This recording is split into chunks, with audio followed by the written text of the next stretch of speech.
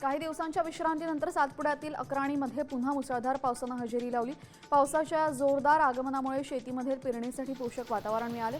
सातपुड्यात पुढील काही दिवस पावसाचा जोर कायम राहण्याची शक्यता आहे। नागरिकांनी सतर्क राहावं असं प्रशासनानं सांगितलं आहे।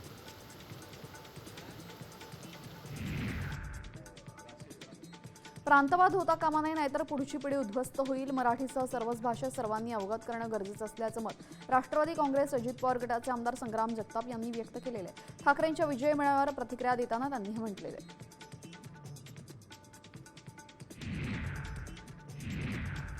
नंदुरबारच्या श्रॉफ हायस्कूलमध्ये आषाढी एकादशीनिमित्त वारी आणि रिंगण सोहळ्याचं आयोजन करण्यात आलं। यावेळी विद्यार्थ्यांनी सामाजिक एकता आणि आदर्श शैक्षणिक वाटचाल संदेश देण्याचा प्रयत्न केला। विद्यार्थ्यांनी पारंपरिक वेशभूषा करून विठ्ठलाच्या गजरामध्ये भजनांच्या निनादात वारकऱ्यांची भूमिका साकारली।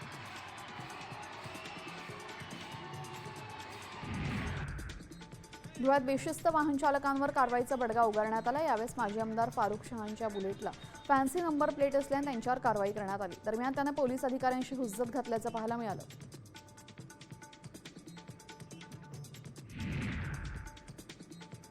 जळगावमध्ये एका निवृत्त वैद्यकीय अधिकाऱ्याची सायबर फसवणूक करण्यात आलेली आहे। बँक खातं मनी लॉन्ड्रिंगसाठी वापरलं जात असल्याची भीती दाखवून ही फसवणूक केली गेली। तब्बल 31,50,000 रुपयांचा गंडा या इसमाला घालण्यात आलाय।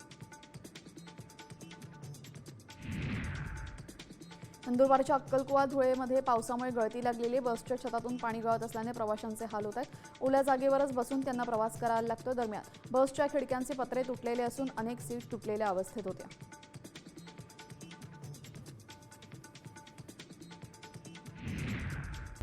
आता isakal.com आहे देशातील नंबर 1 ची मराठी न्यूज वेबसाईट। प्रत्येक अपडेटसाठी isakal.com ला नक्की भेट द्या।